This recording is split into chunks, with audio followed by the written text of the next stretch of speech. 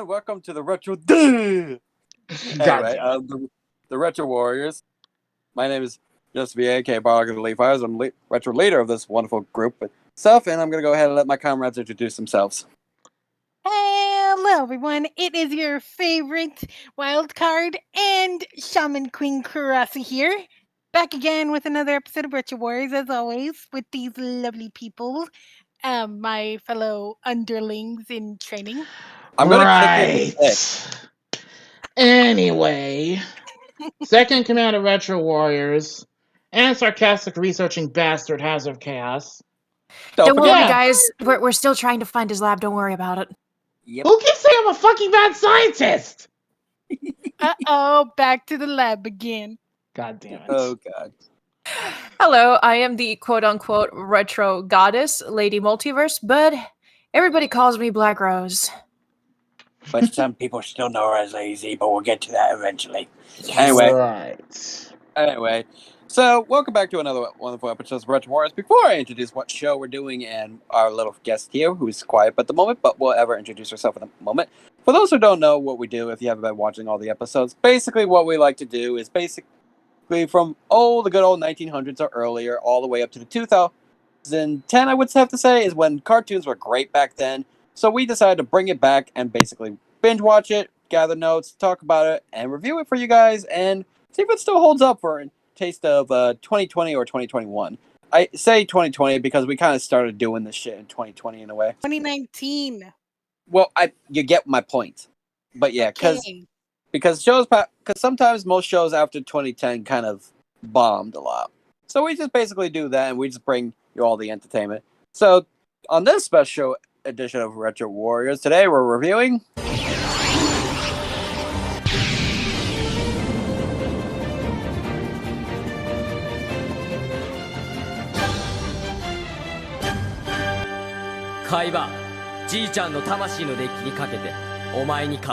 Yu-Gi-Oh! Before we continue on and all of that, and I have to talk about the show, we're going to have our guest introduce herself. Say hello. Hello.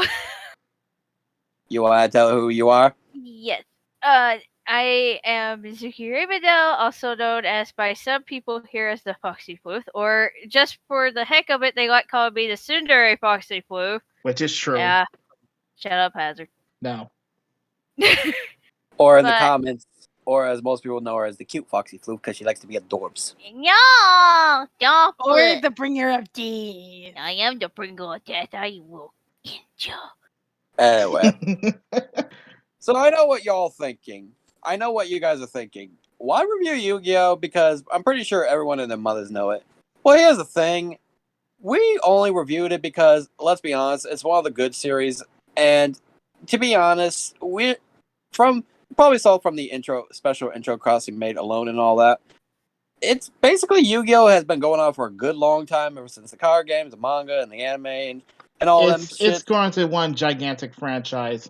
And, Yes. Of course, we probably should address the obvious. Yes, we are dressed up as duelists because fuck it, why not? Yes, but Mizu's a little outplaced because we didn't have an outfit for her, but that's okay. It's fine. Though I'm pretty sure all five of us can agree with me when I say this. Yu-Gi-Oh! Today, when it comes to show-wise, can really jump the shark a bit. I will now commit jump die. Yeah. A bit? I'd say a lot. Well, you know my point. So, I think we're all pretty much knowledge to all what Yu-Gi-Oh! Is and stuff, but for the audience who haven't actually seen Yu-Gi-Oh!, because I would be surprised, because y'all must be living under a fucking rock. I mean, to be fair, we did also say we were reviewing shows from our childhoods and such. Though anything past 2010 is not a guarantee, if at all. I know, but come on, man, it's fucking Yu-Gi-Oh! How can you not hear of it? To be fair, it came out in the 90s, dude. Come on. Well, no, I mean, like, here's the thing, though. You could talk about Yu-Gi-Oh!, Yu-Gi-Oh! GX, and Yu-Gi-Oh! 5Ds. That time came in the later 2000s. You know this. This is true. So if they haven't heard any of those three, then I'm just disappointed. Anyway, go ahead and talk about... and disturbed. Oh, and by the way, for this review, we're only focusing on the main Yu-Gi-Oh! Stuff. GX and 5Ds will have their own personal reviews. Oh, and I forgot to mention one more important thing. When it comes to this part of Yu-Gi-Oh!, we're going to only review the more plot point important arcs, which I'm going to say is the Duelist Kingdom, the Battle City, the Awakening of the Dragons, and basically somewhat of the Zork arc and basically the ceremonial duel thing. But that's besides the point. The other arcs, the arcs we will not be mentioning, is the virtual reality arc and that hologram. The Capricorn Grand Prix. I'm trying to think. It's been a while, you bitch. I know, but I'm trying to stop you cut me off. But yeah, the Capsule Corp Grand Prix, the virtual reality world, both of them with the where they fight Yu-Gi-Oh monsters and all that, and the freaking Yeah, while those were filler, they were mainly there for the purpose of certain character development points and not much else. Yes. And we will not be. We'll only touch very briefly on certain topics like Season 0 because it's where you got the baseline, all that. But yeah. If anything, Season 0 of Yu-Gi-Oh will possibly have its own review thing because that's a little more different from what we reviewing. Mm-hmm. Oh, and don't be surprised if some of us, mostly Crossy, Zammy, and I, maybe has it a bit, might make some slight jokes from the Yu-Gi-Oh bridge by Little Karibo. Go watch that shit. It's great. It is Yu-Gi-Oh! great. Little. Anyway. Damn it, Justin! Touch my boobs!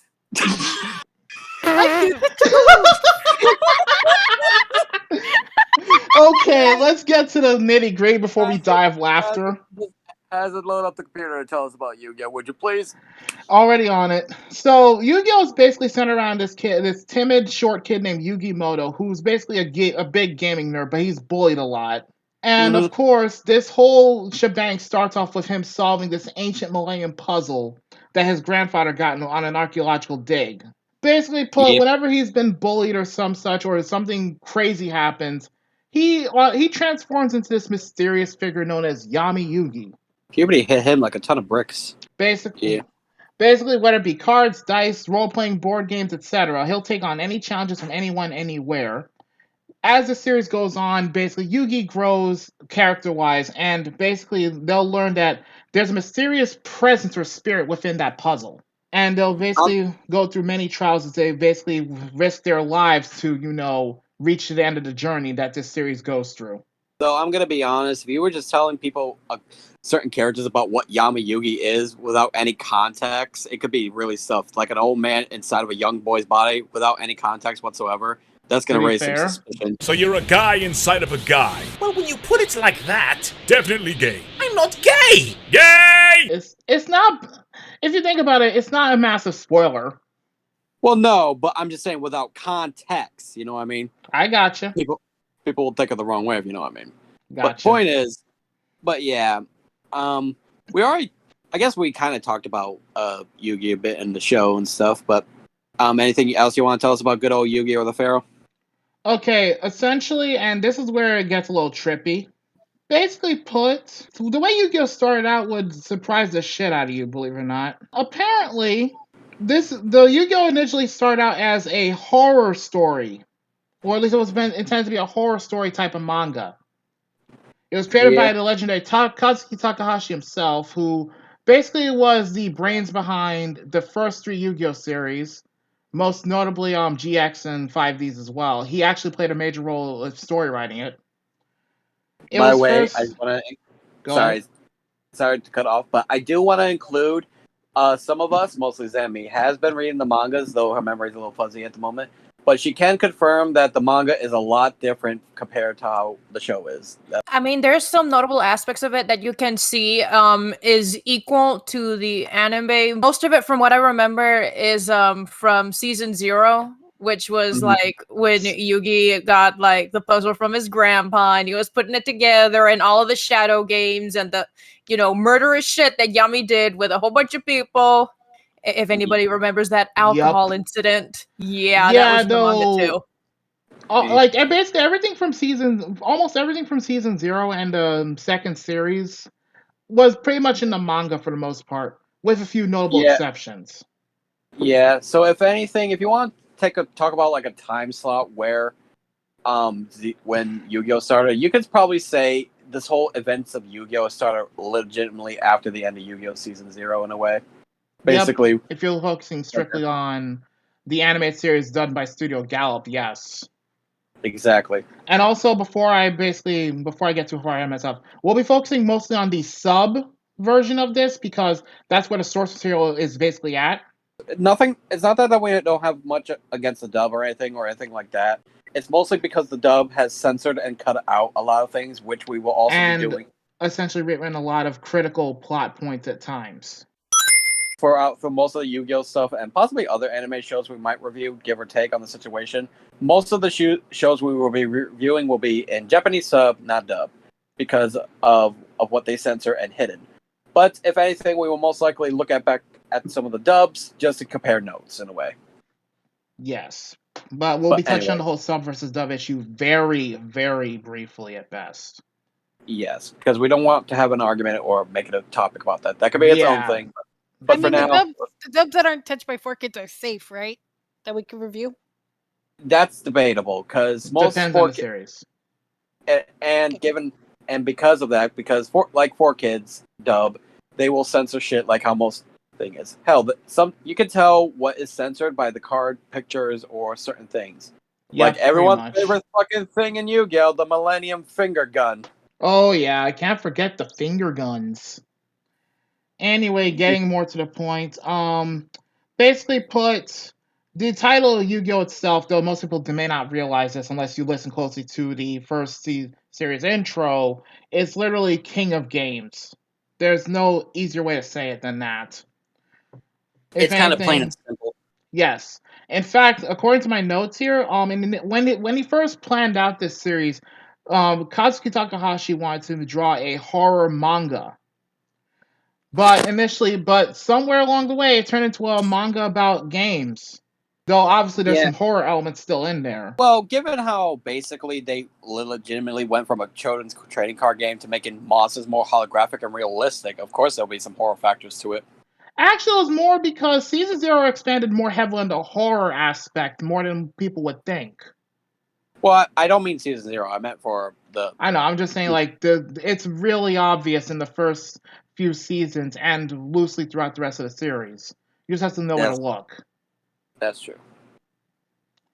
In this case, at the time, because there's been so much fighting manga, Takahashi had a hard time coming up with something very original. So he went with the idea of making a fighting manga where the main character doesn't actually hit anyone, but also he had to struggle with that limitation as well. But once he figured out using games as a medium, he basically had an idea going right then and there. So when he planned this series out, he also basically decided to use stuff that he personally enjoyed instead of just, focusing on the younger demographic. And one of his main plot points when he wrote this series was communication between people, which is often used in, basically playing games together, playing games against each other, etc., etc. And he basically said that his own personal opinion was that he feels quality communication, it just isn't 100% possible over the internet. In fact, the card game as we know it today was not meant to be a permanent thing, believe it or not. In fact, it basically, from my notes it says there's a positive message for readers that each person has a strong hidden part or human potential within themselves. And that hidden part emerges through hardship. That was the main point of this series when he first wrote it as well. In short, he's a big gaming nerd who loves video games and pretty much all kinds of games.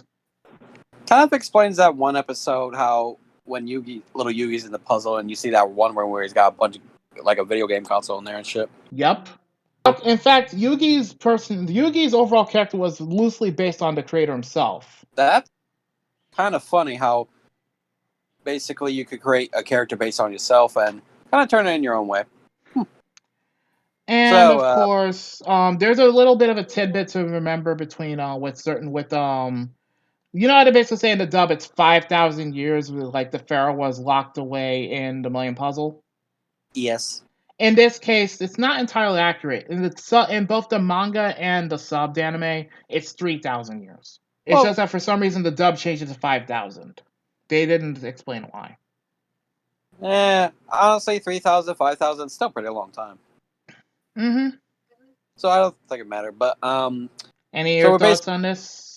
So yes, ladies, any thoughts you wish to share? No, not really. Not that I could think of at the moment. I will admit I didn't know the 5,000 and 3,000 year thing was. Yeah, you'd have to watch both sides of the coin very closely. like simultaneously. What the fuck? Mhm. Like So we what? basically. Go ahead. No, go ahead. You finish your sentence. I'll finish. I'll ask my question I was gonna next. ask basically, what's everyone's thoughts on the whole, like, Takahashi intended this to be a horror story? I mean, I've from the beginning of the manga. I did see like horror aspects of it, but I Honestly, can agree with Sammy on that one. honestly, I know the manga had some horror stuff to it, from what I've heard. But here's the thing: how I got introduced to Yu-Gi-Oh! Season 0. It was like, funny enough, it was on my YouTube recommendation. I thought it was one of those old anime OVA type things. You know what I mean? It's because of how it was animated style. It was just like, oh, it must be an OVA and stuff. And the scene, it wasn't like an episode. It was one of the scene. And basically, it was the scene that Zambi brought up. It was the one where Yugi switched to the Yami, and he fought that dude with the liquor and lighter dude. And when I first saw that, I was just like, what's this got to do with Yu-Gi-Oh again? If you're looking at season 0, you're essentially looking at the very beginning. Like, you're looking at the. Oh, yeah. No, it was in sub. Yeah, I know that it's only available in sub, sadly. Like, when they Oh, okay. first like drafted the Yu-Gi-Oh! Season 0, or essentially the first series anime, it was originally going to be subbed only. And also, one other notable thing from the Season 0 to the second series, one of the characters is absent from the series, Miho Nosaka. They pretty much wrote her out as of Season 0. Mm. Which is kind of sad because she would have made a good addition to the group, though. I mean, it kind of made sense because they were like a 5-person kind of group. Back to it. So we talked about little Yugi for a bit, correct? We've only touched on them very, very briefly right now. So- But so go ahead. before we go on to characters and such, like, anyone got any opinions on what we've said so far? Like, Not really. If anything, it just piques my curiosity how we kind of went from horror thing to, it's kind of like how we got from this to that type of situation. You know what I mean? It just kind of piques my curiosity thinking, you know what I mean? makes sense. Mizu, Crossy, Zami, your thoughts? I pretty much agree with what Justin said. I third that. Yeah, because it's one of those situations. It's like usually like Yu-Gi-Oh! Season 0 with all the horror and murder. It definitely went from 0 to 100 on a scale on those fucking scales of like what the fuck and all that. You know what I mean? Yeah. And it makes you wonder like how do we go from this to that? You know what I mean? You can't really because once you see it, you can't really forget it, and you can't really. It's just like you change a thing from the episode or something that's happened this or that. It's like no. You can't expect me to change subjects that quickly and shit without any explanations. It's just like it confuses me and makes me question like again like how we gone from this to that. Especially Like, how they I'm introduce not certain characters. just it's not really that I'm judging like how Yu-Gi-Oh is now compared to Season 0. No, not at all.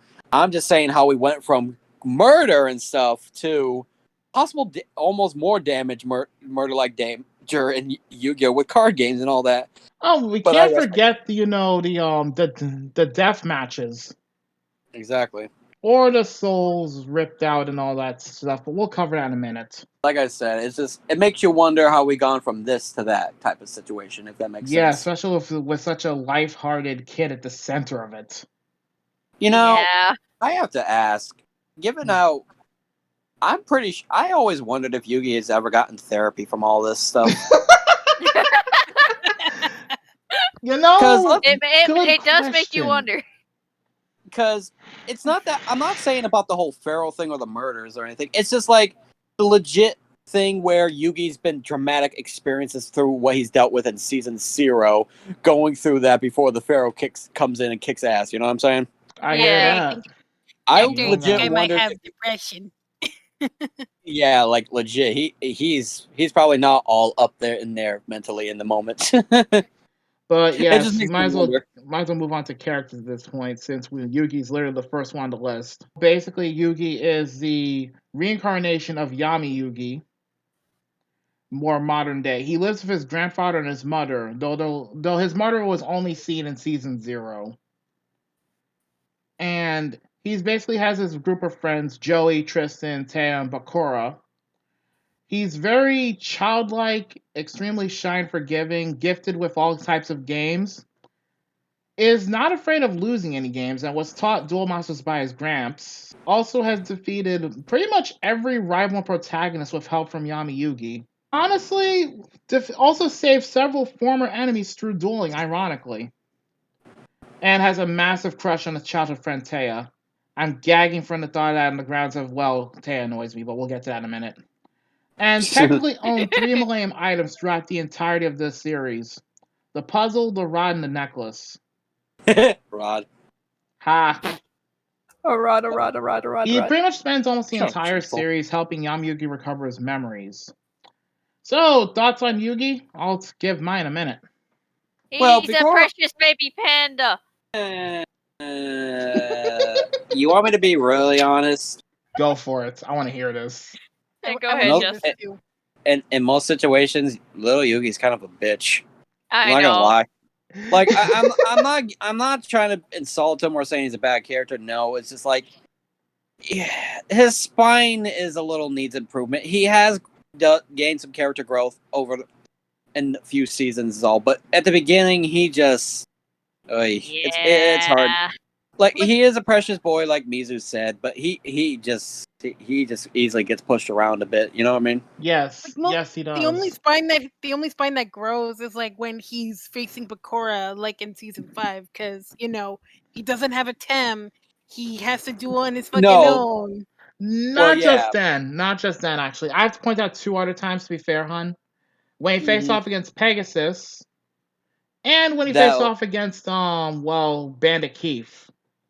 In a way, yes. But there were, and there were other times when he had to do it without Yugi. I mean, he even fought Rebecca without using the Pharaoh. Pegasus, in a way, because he had it going on when they weren't in the Shadow Realm. In the Shadow Realm, yeah, he fucking. We'll expand on that in a minute, hon.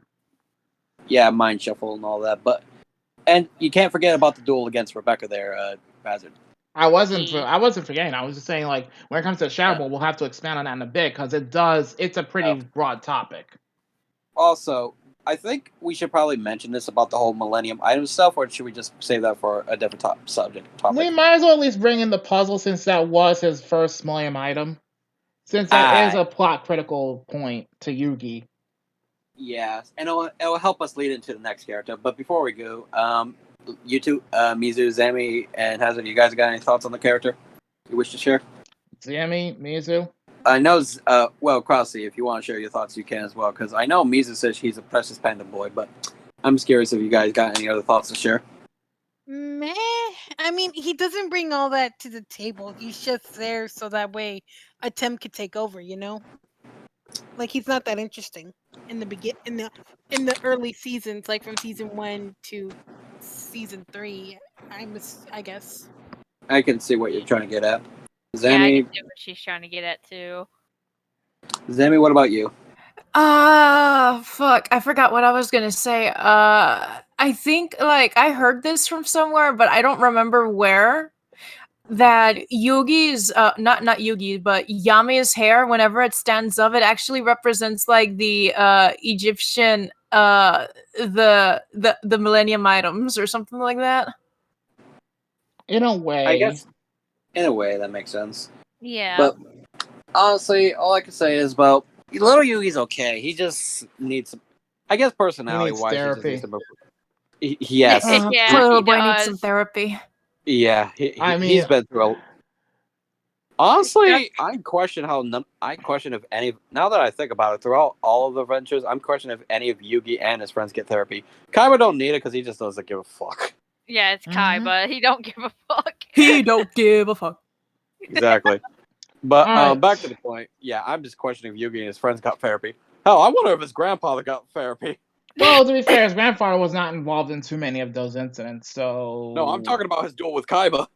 Fair point! But we'll get on that in a minute. But before we go to Yami Yugi, I only have this one thing to say about Yugi. Like, for all it's worth, at least he's able to stand up for himself when it counts. So back off, or we're gonna have a problem. A threat? Sure, why not? Now what's it gonna be, Kaiba? Okay, Yami Yugi. He's basically, as revealed much like late into the series, he's revealed to be an ancient Egyptian pharaoh who essentially lost his memories when he saved the world. He's basically the more, I guess you want to say, more cocky and proud version of Yugi. And let's be honest, he did kick the shit out of one Seto Kaiba at least 3 times throughout the series. And has been the main target of pretty much nearly every antagonist throughout Yu-Gi-Oh! In at least in the original series anyway. If you look at Season 0, he initially took over Yugi's body without knowledge or consent. Yeah, thanks, Yami. You're real helpful for that. Anytime. But he did this mainly to protect Yugi and punish offenders. But eventually made an equal partnership. Well, I get the whole protecting Yugi, but I feel like the way you put it in, just how he said took it over without consent, it almost feels like he was more just protecting so he has a body to live in and shit. You know what I mean? That's what I'm saying. Like, he basically took over but didn't, establish any middle ground with Yugi on this. He didn't really get Yugi's input if you look at Season 0. Well, yeah. But then again, how can you really give input when it's just like a magical item that you didn't expect to have a curse or an effect on it when you put it together and put it on? You know what I mean? You don't really get to have a fucking conversation. Yeah, but eventually they learn to work with each other, at least live with each other somewhat.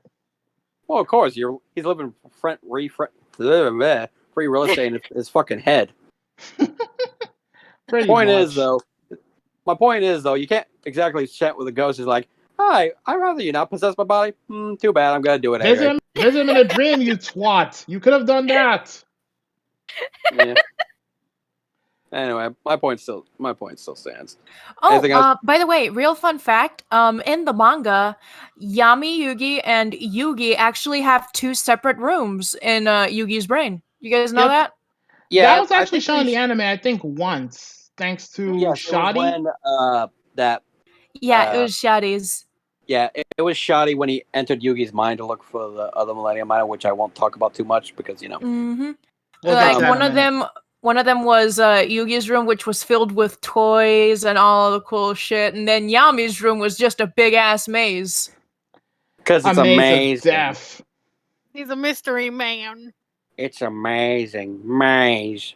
God damn it. Anyway, thoughts on Yami Yugi?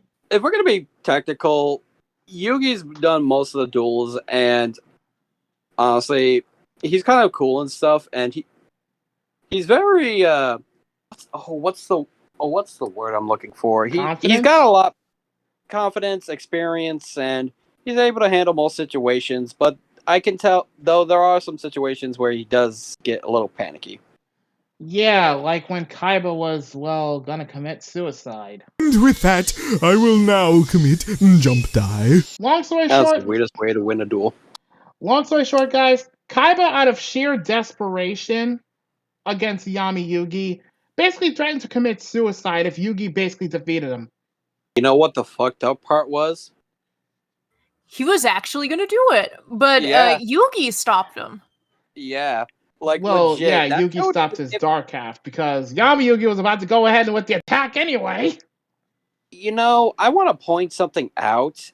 Now that I think about it, what's up? That's kind of a homage or on the nose to how Yugi was on Season 0, because he really hasn't acted like that in most of the other duels that he faced went up to that point. If we really think about it, and he just. And all the times he decided, he's like, you know what, fuck it, I don't care if he dies, he's gonna do it. It was that moment. I'm just like, huh. That's just, and when you see that, it's just like, first thing when you see it, it's just like, what the fuck, Pharaoh? Is like you're concerned about that, and 2, now that you're up to date, if you watch Season 0 and this and all that, it kind of feels like it's a weird homage or a small hidden reference or Easter egg to it if you know it, but that's just me. Yeah. Honestly, the way, there are times when, let's be honest, his own confidence has literally been his biggest weakness. Case in point, when he faced Raphael Waking the Dragons. I was gonna bring that up. But yeah, bring go what ahead. up? When he was dueling Raphael and Waking the Dragons, his confidence kind of got the better of him, and things did not go well as planned. That's because he was using the Seal of Orichalcos. To be fair, Yeah. Raphael Not was entirely provoking- that. Raphael was provoking him. Exactly. Because his confidence was his greatest strength, but also, as Raphael showed, his biggest weakness. And the whole how he took control during that specific duel against Seto Kaiba at Duelist Kingdom, I gotta point on something out here.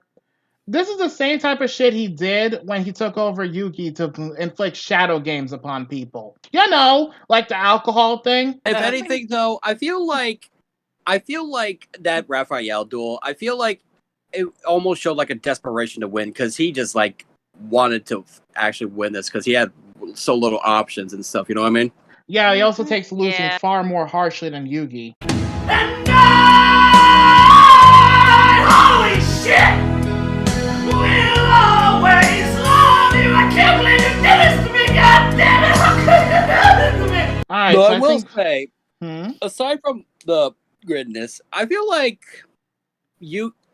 in a way, Yami Yugi and regular Yugi sort of had like this weird special bond, like almost like a father figure or kind of like an older brother type role model from what I could tell.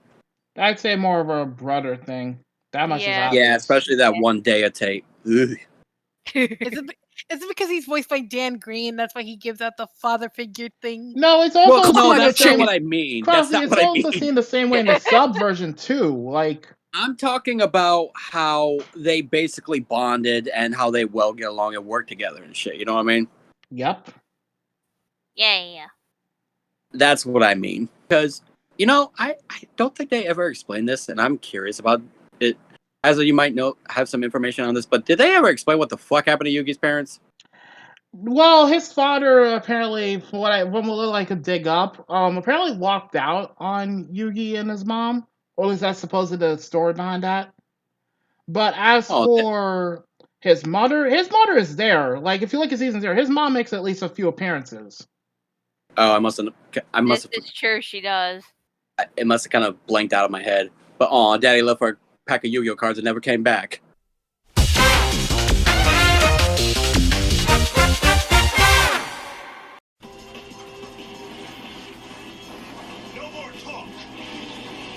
Yu-Gi-Oh will continue in a moment on Toonami.